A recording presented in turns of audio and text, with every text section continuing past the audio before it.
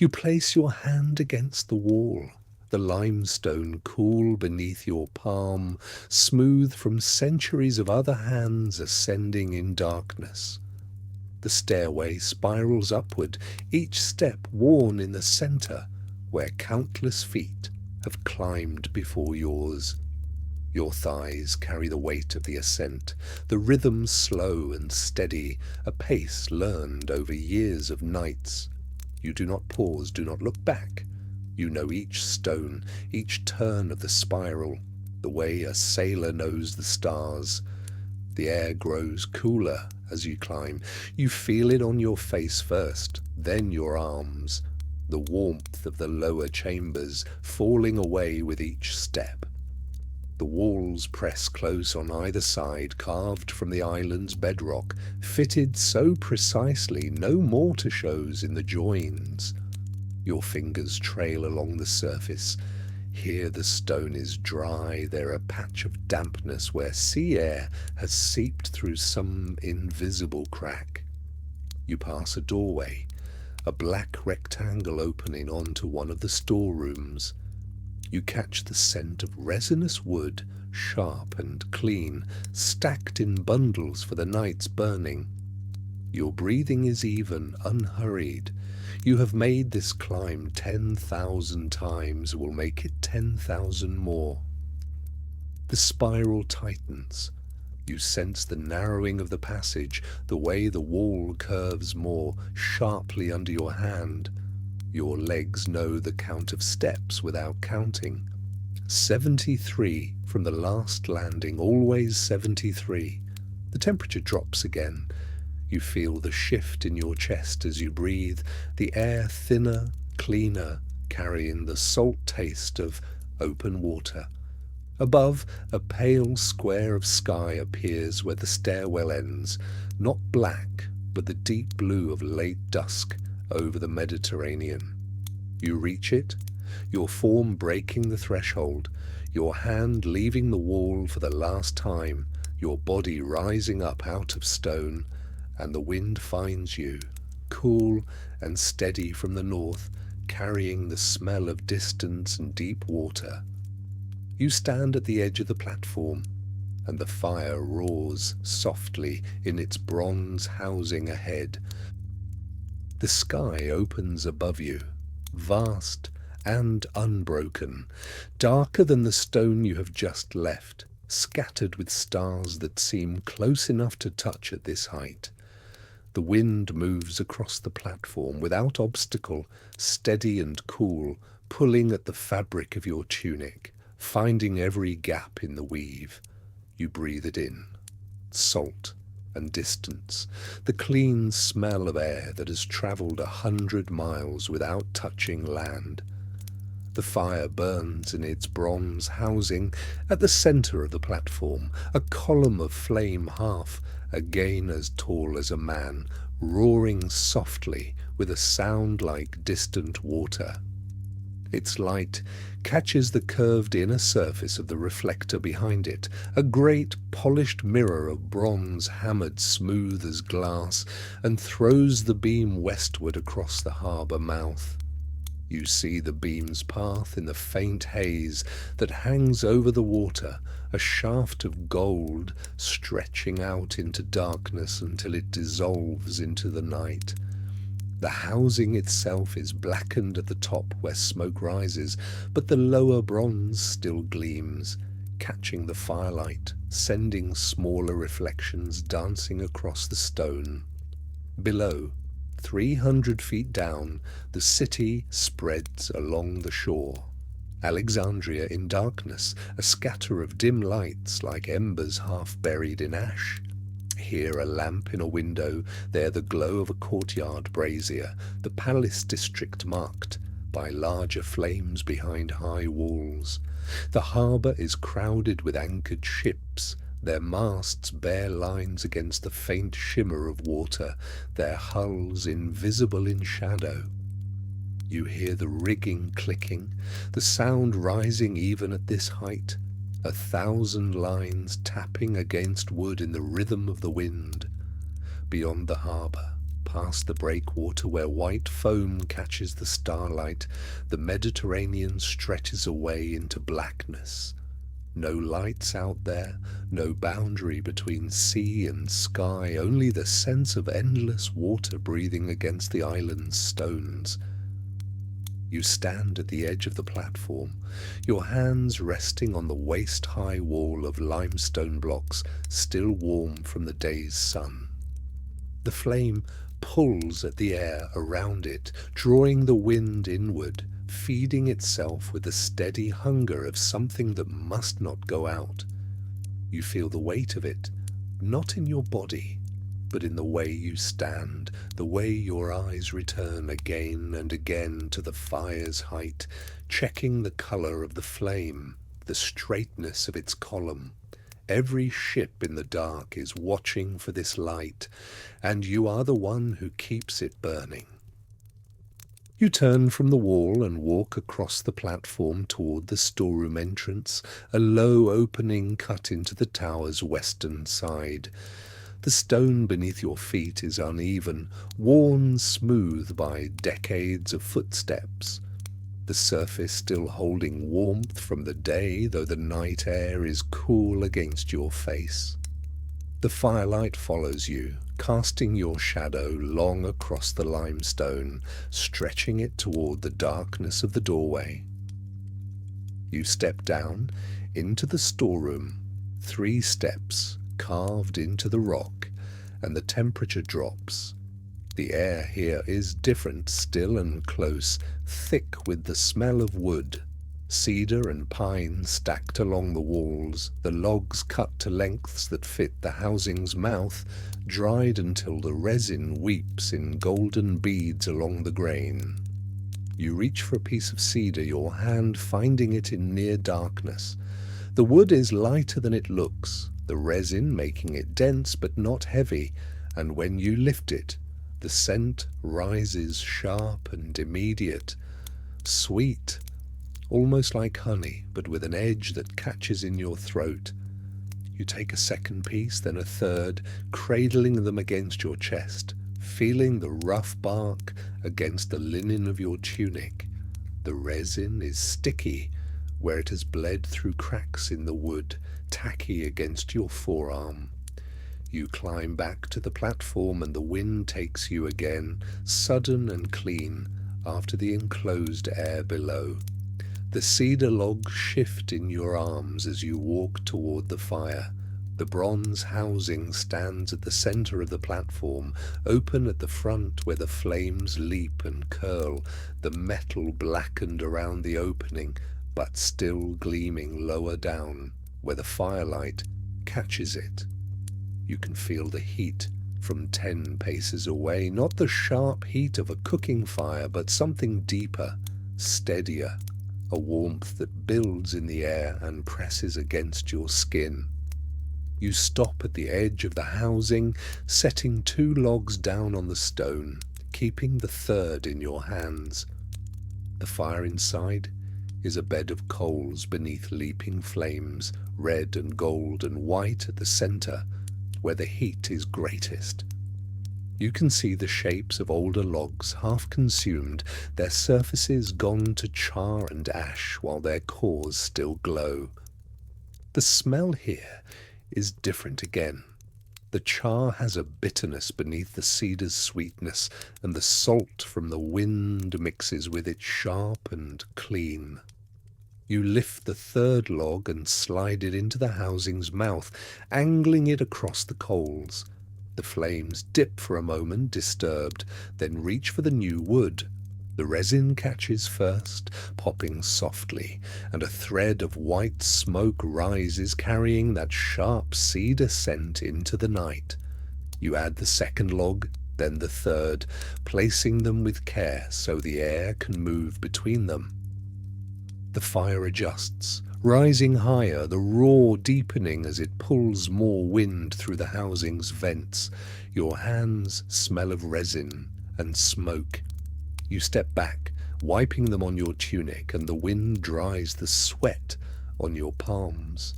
The beam strengthens its path across the water, growing brighter for a moment before settling back to its steady glow. The work is done, and the fire knows what to do. Behind the flame, the mirror stands, taller than you, wider than your outstretched arms, its surface a curve of polished bronze that catches the firelight and bends it westward. You move toward it slowly, stepping around the housing where the heat still radiates into the night air.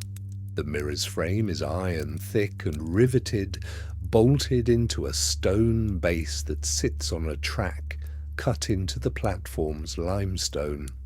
You can see the mechanics of it even in the low light, the bronze sheet held taut by the frame's pressure, its edges wrapped and sealed. The surface itself is imperfect up close, not the flawless plane it seems from a distance, but a landscape of tiny scratches and pits, places where salt air has found purchase despite the keeper's care. Still, it throws the light. You step to the side and the beam crosses your vision bright enough to make you squint, a river of gold stretching out across the water until it thins and fades into the general darkness of the sea. Your shadow falls across the mirror's lower edge, distorted by the curve, elongated and strange.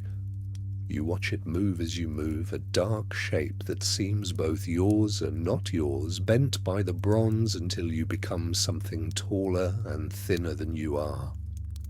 The firelight plays across the surface in waves as the flames shift behind you, making the metal seem almost liquid, almost alive.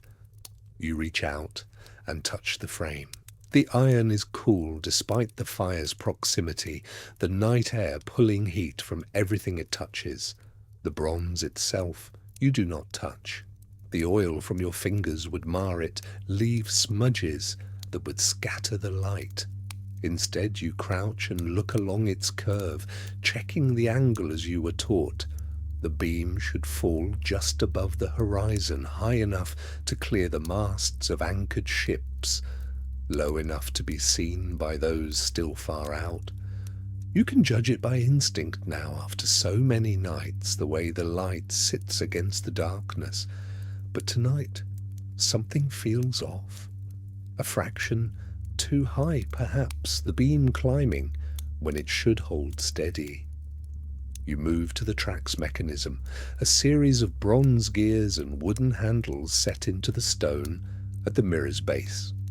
The handles are worn smooth by hands, darkened by oil and sweat. You grip one and turn it slowly. The gears engage with a soft clicking, metal teeth finding their places, and the mirror shifts, barely perceptible, but you can see it in how the beam moves, dropping a finger's width against the distant dark. You turn the handle once more, feeling the resistance, then step back to check your work. The beam holds where it should now, level and true, stretching out toward ships you cannot see, toward men who are watching for exactly this light. Your hands smell of iron and oil. You wipe them on your tunic, and the fabric comes away dark. The mirror's surface ripples with reflected flame, gold running across bronze like water, and your shadow wavers at its edge. Small adjustment, small work. But the beam reaches farther now, and somewhere out there a helmsman sees it and knows his course. You step away from the mirror and move to the platform's edge. The parapet comes to your waist, stone worn smooth by wind and the touch of other keepers, and you rest your hands on it and look down. The harbour spreads below, dark water crossed by the faint lines of reflected starlight. The ships sit at anchor in their clusters, some close to the island, others farther out toward the breakwater, their hulls invisible in the darkness, but their masts rising like a forest stripped of leaves. vertical lines against the faint shimmer of water. You can count them if you choose, merchant vessels and fishing boats and the long, low shapes that must be grain carriers from the delta. But tonight, you let your eyes rest on the pattern they make, the way they cluster and separate, their positions dictated by depth and current and the anchor chains you cannot see. The rigging makes sound. You hear it from this height, softened by distance but distinct, the clicking of rope against wood as the breeze moves through the lines, a steady percussion, irregular but constant, like rain on different surfaces. Some ropes are taut and produce a sharp tick when the wind catches them. Others hang loose and make a softer sound, almost a whisper. The masts themselves creak, old wood flexing in its iron bindings, and the hulls groan where they sit heavy in the water. These sounds rise to you in waves, louder when the wind strengthens, quieter when it falls, but always present, a language of wood and rope and tension that you have learned to read. On one of the closer vessels a lamp burns, a single point of amber light that sways with the ship's movement. You watch it for a moment, trying to guess what work requires light at this hour, mending nets perhaps, or checking cargo, or simply a sailor who cannot sleep. The light is small from here, no larger than a firefly, and it makes the darkness around it seem deeper. Voices carry across the water, faint and intermittent. You cannot make out words, only the sound of men speaking, their tones low and unhurried. Night fishermen maybe, or a watch crew calling to another ship.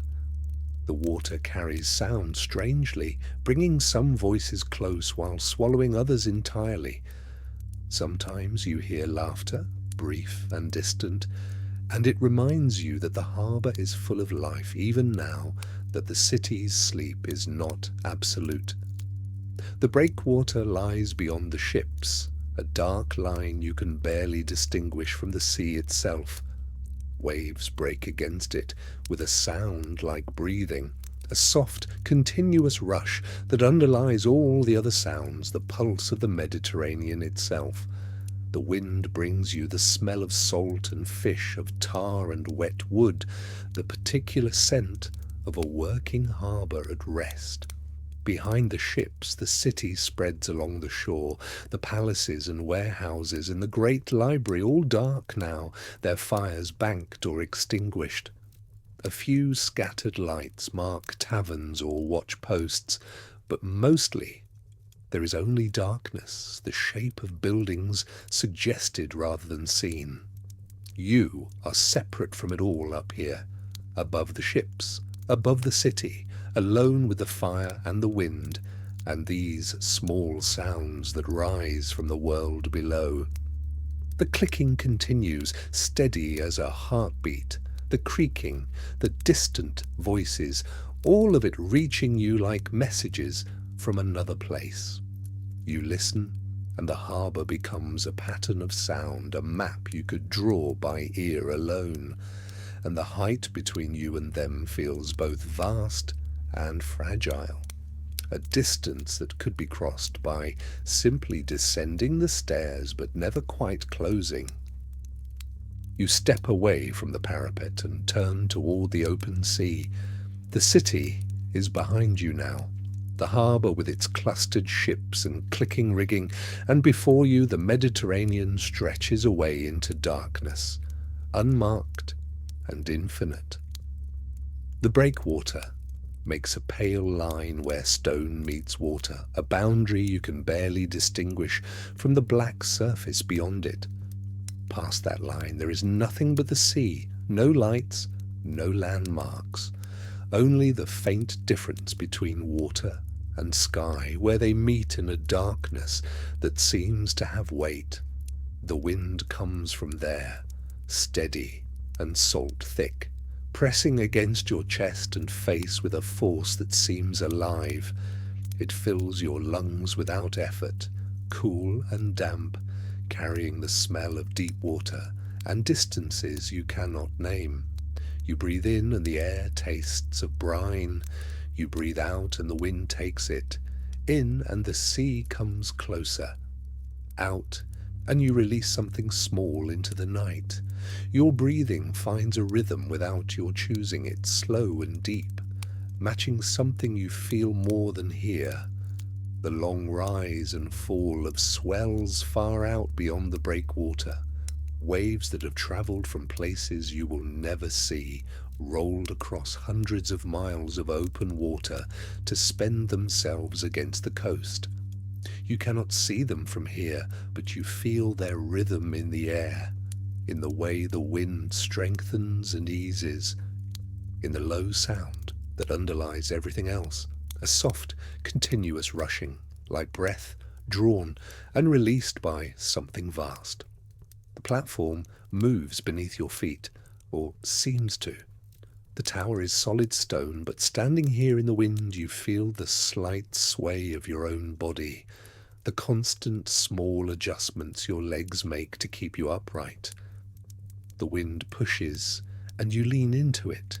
It eases, and you shift your weight. A conversation between air and flesh that requires no thought. Your feet know the stone, know where to press and when to yield. Your spine bends and straightens by degrees so small you would not notice them if you were not so still. Standing here is a kind of motion, a slow dance with the wind that never stops. The air rushes past your ears with a sound that is almost music, not quite a whistle, not quite a hum, but something between a tone that shifts as the wind changes direction or intensity. When it blows straight at you, the sound is lower, a steady presence that fills your head. When it comes at an angle, it rises higher, more urgent. You turn your face into it, and the pressure against your cheekbones and forehead increases. You can feel the shape of your own skull beneath the skin, the hard contours that meet the moving air. Your eyes water slightly. Your hair lifts and falls. Every surface of you that faces the sea is touched, pressed, known. The darkness beyond the breakwater holds everything the fire cannot reach. Ships that have not yet arrived, storms building or passing, currents that pull in patterns older than the tower. You serve that darkness by making a single point of light against it. The wind presses harder, and you feel your chest resist it, your ribs holding their shape against the push. Your heart beats steady inside that cage of bone, untroubled by the moving air, in and the sea's rhythm, out and your own. Standing here, you are a small vertical thing in a horizontal world, but the wind knows you are here. It moves around you, past you, carries the warmth of your body away into the night, where it disperses and vanishes. The sound of waves breaking on the breakwater continues, soft and patient. The Mediterranean breathing against stone, against the island, against the whole coast. You breathe with it, and the rhythm holds you upright. The darkness remains, the wind continues, and you stand at the edge of what you tend, facing what you cannot control. You see it before you understand what you are seeing. A pale shape at the edge of vision, so faint you think at first it is a trick of tired eyes. You blink and look again, and it is still there. A small triangle of whiteness suspended in the darkness far beyond the breakwater, where nothing should be visible at all. The beam has found something. Canvas catching light 30 miles out, a sail glowing for a moment like a moth's wing. You hold very still, afraid to lose it. Your eyes fix on that single point of brightness, and everything else falls away. The wind, the sound of the fire, the stone beneath your feet. There is only the sail and the dark water around it, and the narrow path of light that connects you. The whiteness is not steady. It shifts and trembles as the ship moves through swells you cannot see, rising slightly, falling, changing angle. The canvas fills and slackens with wind that reaches it long before it reaches you. You watch the sail's small adjustments, the way it bellies out then flattens, the way its brightness dims when the cloth turns edge on to the beam. Someone is there, hands on rope, eyes on that distant flame, making the changes that keep the ship on course. You cannot see the hull or the mast or the deck, only the sail, and only when the light finds it at the right angle. But you know the rest is there, wood and pitch and the weight of cargo, the creak of timbers and the hiss of the bow, cutting water, men moving in darkness with the flame as their fixed point. They see what you tend, the fire behind you roaring softly in its housing, and they know where they are. The sail moves, slowly, a change so gradual you almost miss it. The triangle of white shifts, position turns, catches the beam from a different facet. The ship is adjusting its heading, correcting for drift or current, or simply holding its line toward whatever port it seeks. The adjustment is small, precise, the work of someone who knows their craft. For a moment, the sail blazes brighter as it swings perpendicular to the light. Then it begins to fade, turning away, moving out of the beam's reach, releasing itself from the path you cast across the water. The whiteness dims, becomes grey, becomes a ghost of itself. You lean forward slightly, as if the extra inch might help you hold it. Your eyes strain against the darkness, trying to will the image back. But the sail is gone now, slipped sideways into black water and black sky where the beam does not follow. The sea is empty again. You stare at the place where the sail was, the blank darkness that remains. Your eyes ache from the effort of holding focus on a single distant point. Slowly, you let your gaze soften, let the tension ease from your face. The after-image floats behind your eyelids when you blink, a pale shape that fades as you watch it. The ship continues on its course somewhere in the night, guided now by stars or memory or the feel of wind and current. It does not need your light anymore. It caught the beam, corrected, and moved on, carrying whatever weight it carries toward whatever shore it seeks. You straighten something crooked, offered a brief certainty in the shapeless dark, and then let it go. The flame burns on behind you, the mirror throws its beam across the water in the same endless sweep, and somewhere out there another sail might be approaching the edge of light, not yet visible, not yet caught. You breathe out slowly, the wind takes it. Your work continues, the fire continues, and the darkness receives what you give it without complaint or gratitude, simply using what is offered and remaining itself, complete, patient, vast. You kneel on the stone platform, the bronze housing close enough that its heat presses against your face like a hand. The iron rod cool in your palm, its weight familiar. The metal smooth from years of other hands, other nights.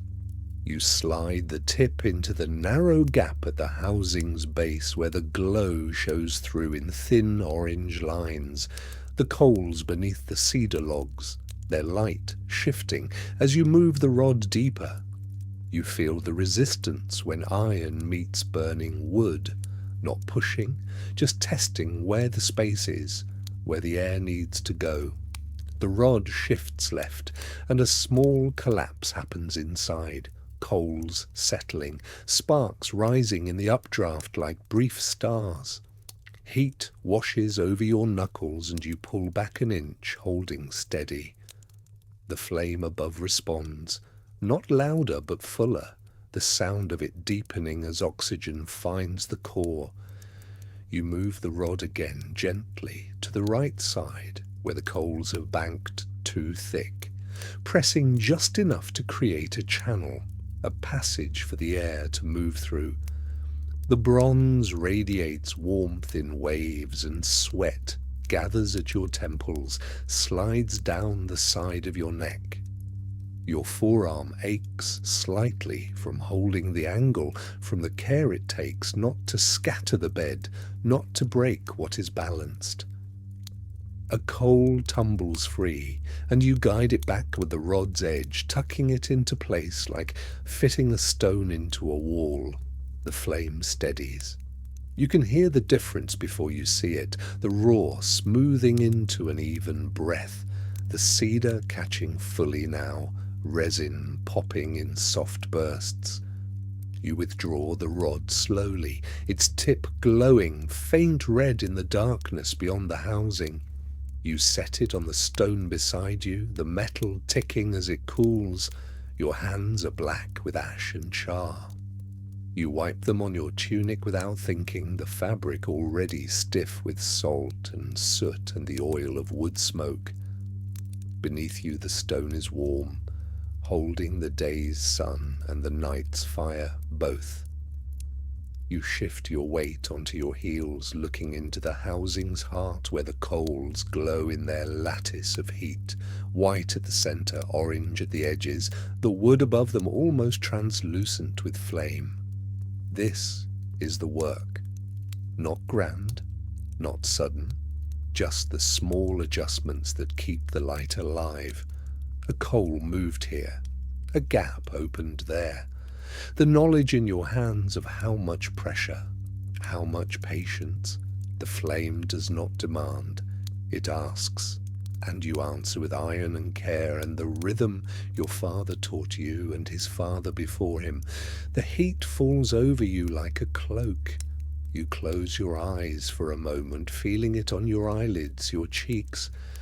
The wind moves across the platform, cool against your back, and the contrast makes the warmth sharper, more present.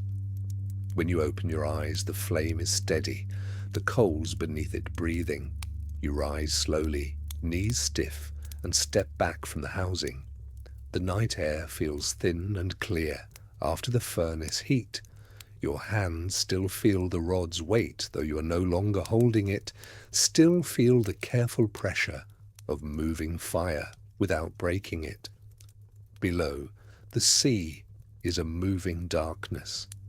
Above, the beam reaches out, and here, at the center, the flame holds, because you tend it, because you know how. You turn from the housing and face east, the heat at your back now, the wind cool across your face. Your legs hold your weight, but there is a tremor beginning deep in the muscles, not weakness, but the body's quiet request for rest. You have been standing for hours, climbing, tending, watching, and now as you look toward the shore, the fatigue arrives not as collapse, but as a softness in your knees, a slight give when you shift from one foot to the other. You are aware of your bones, the architecture of ankle and shin and thigh that keeps you upright on this high stone platform. You let your weight settle more fully into your heels, feeling the worn leather of your sandals compress against the rock beneath. The stone is solid, older than memory, and you trust it without thought.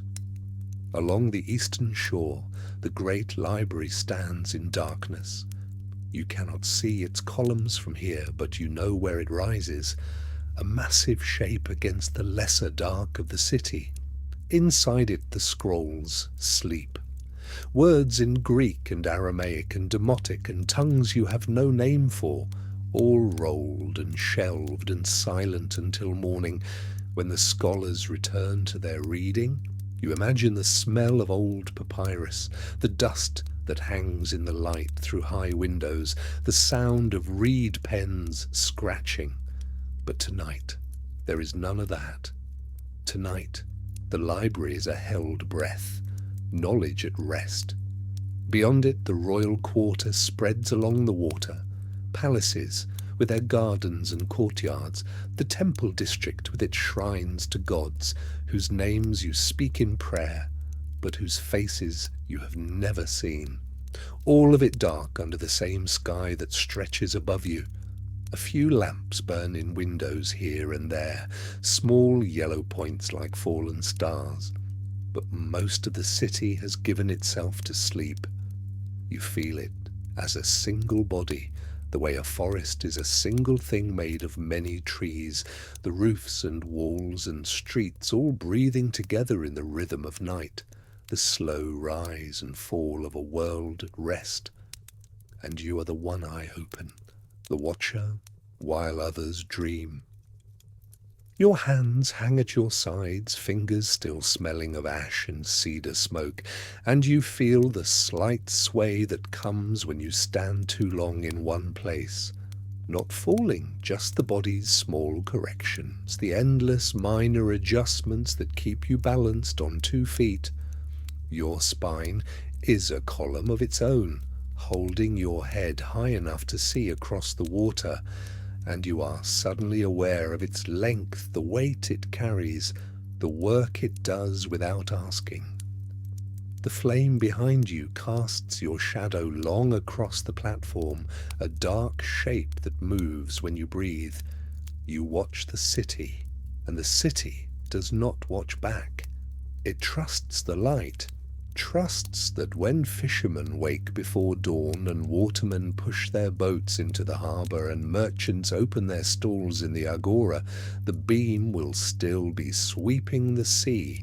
You are the promise kept, not a hero, not a sentinel in the stories, just the keeper, the one who stays awake. Your knees ache now in a way that is almost pleasant, the deep tiredness that comes after honest work. You shift again and feel the pull in your calves, the tightness across your lower back. Your body wants to sit, to lie down, to let the stone hold all of your weight, instead of asking your legs to do it, but not yet. The night is not finished, and neither are you. The library sleeps, the palaces sleep, the temple district sleeps, and you stand here between the fire and the stars, your weight on stone, your shadow long, your eyes open on their behalf. The wind moves over your face and you taste salt. The sea is always there, even when you cannot see it, even when you are looking at the land. It is in the air, in the sound, beneath all other sounds. You are part of its rhythm now, as much as the flame, as much as the dark scrolls in their silent shelves. The city breathes, and you watch. The wind changes, not in strength, but in character, and you feel it before you understand what has shifted. A coolness that was not there moments ago, something wetter, heavier, carrying the scent of stone that has been underwater. The air moves across your face and neck, and you breathe it in. There is brine still, always brine, but beneath it now a mineral smell, the odour of exposed rock and barnacles, and the green-black weed that clings to the breakwater at its base. The tide has turned. You know this without seeing the water. The harbour is giving up its floor in patches, revealing what the day covered, and the wind brings you the news of it.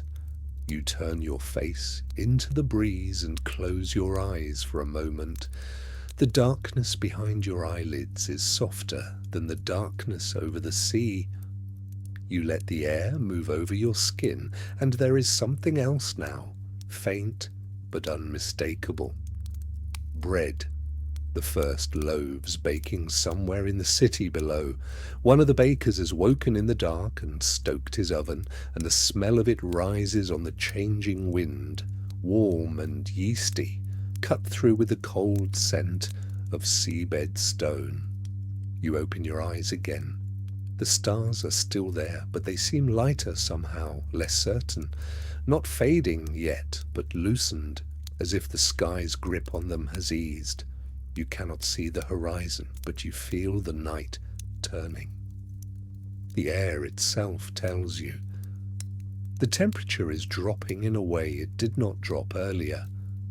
This is not the cooling of midnight, but the cooler breath that comes before dawn, when the land releases what heat it held and the stone gives back the sun's warmth to the empty sky. Your arms prickle slightly, not cold enough to shiver, but enough to notice. You rub one forearm with the opposite hand and feel the texture of your own skin, the fine hairs raised. Your sandals scrape softly as you shift your weight again. The fatigue in your legs has settled deeper now, a dull heaviness in the thighs, a stiffness in the joints. You have been standing too long. Your body knows it even if your mind does not protest. The small of your back aches in a single line, a tightness that runs from spine to hip. You press your knuckles into it and feel the muscle resist and then yield slightly. The wind lifts the hem of your tunic and you feel the coolness against your shins. Somewhere below, a dog barks twice and then stops. The sound is small and far away, swallowed almost immediately by the size of the night.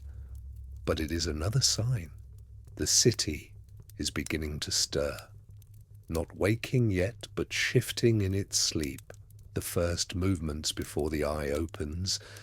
You smell the bread again and your stomach tightens with a faint hunger you had not noticed until now. You have not eaten since sundown. There was no time, or you forgot, or it did not seem important. But now the smell of baking reminds your body what it wants. You swallow and taste salt on your lips. The wind runs its fingers through your hair and you feel the pull of it, the way it tries to lift the strands from your scalp. The flame behind you mutters in its housing, a low, steady sound, like breathing. You do not turn to check it. You know by the sound that it is well. The mirror is still throwing its light across the water. The ships are still safe, and the night is moving now towards something else. Not day, not yet, but the hour when night begins to remember that it will not last forever. You turn from the parapet and move back toward the fire, 3 steps, no more, and the heat meets you like a hand pressed gently to your chest. The bronze housing holds the flame steady, its edges softened by hours of burning, and you see the wood inside has settled into itself. The cedar lengths from before now glowing red at their hearts, their outer shells gone to ash that holds its shape until touched. You reach for the woodpile beside the housing. The lengths stacked there are smooth and resinous, still cool to the touch despite their nearness to the flame. You lift one and feel its weight, the density of it, the way the grain runs straight and true. Cedar from the mountains brought down to the coast and carried here by men whose names you do not know. You slide it into the housing through the iron gate, settling it across the bed of embers. The wood sits for a moment unchanged. Then a thin line of smoke rises from its underside, pale and quick, and a moment later a small flame catches and spreads along the length. You add a second piece, then a third, placing them with care so the air can move between. The fire accepts them without protest. The flames grow taller briefly, their colour shifting from orange to yellow at the tips, and the sound changes, not louder, but fuller, a deeper note beneath the crackle. You close the gate and step back. The mirror behind the housing catches the new brightness and throws it outward, and for a moment you see your own shadow cast long across the platform, dark and wavering. You watch the fire settle into its new fuel. The cedar releases its scent, sharp and clean, mixing with the smoke. It will burn slowly now, evenly, needing nothing more from you for an hour at least. You move to the stone bench built into the parapet and lower yourself onto it. The stone is cool even through your tunic, and you feel the solidity of it beneath you, unyielding and patient. Your legs ease as you sit, the muscles in your thighs loosening, and you let your back rest against the curved wall behind. The fire is an arm's length away, its light warm on your face and hands. You do not need to watch it, but you do. The flames move in their small dance, rising and falling, never the same twice. The roar of it is steady now, a continuous soft sound like wind through distant trees. You breathe in and the air is warm and scented with resin. You breathe out and feel your ribs soften. The wind moves across the platform, brushing your cheek, lifting the edge of your sleeve. It carries the salt and the coolness and the faint smell of bread still baking below. You hear the wind's whisper, constant and low, and beneath it the quieter sound of your own breathing, in and out, slow and even. The fire breathes too, pulling air through the housing, exhaling smoke and heat. You sit, and the night holds you here. The work is done. The flame burns without you now. What remains is only this: the waiting, the watching, the quiet company of fire and wind and darkness. Your hands rest on your knees, and you feel the warmth from the flame on your knuckles. The stars above are still there, but you do not look up. Your gaze stays on the fire, on the red heart of it, and you listen to the sound it makes, steady, soft, enduring. And you wait. You sit and feel the stone give nothing back, cool and unyielding beneath your thighs, pressing upward through the cloth of your tunic. Your spine curves slightly against the wall behind you, the shaped blocks worn smooth by other backs, other nights. You shift your weight and the muscles in your lower back respond slowly, a dull ache spreading from the base of your spine upward. Hours of standing, of bending to the woodpile, of leaning into the wind at the parapet.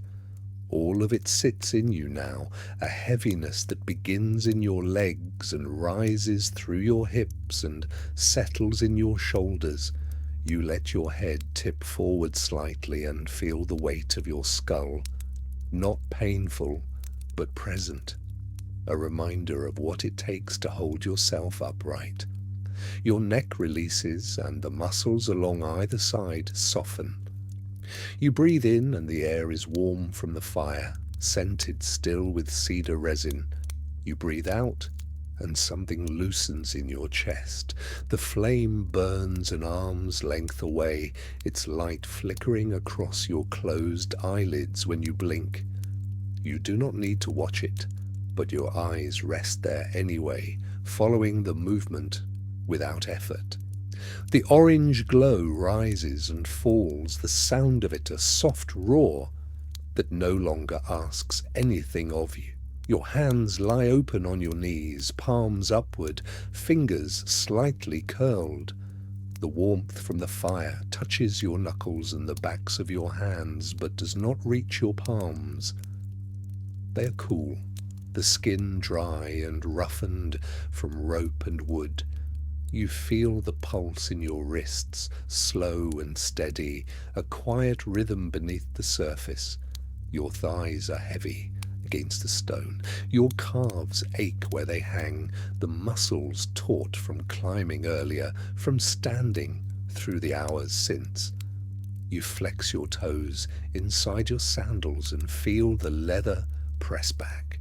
Small movement, enough to remind you that your body is still yours, still capable, still here. But the effort of it feels distant now. Thought moves more slowly than before. You notice the fire. You notice the wind brushing your face.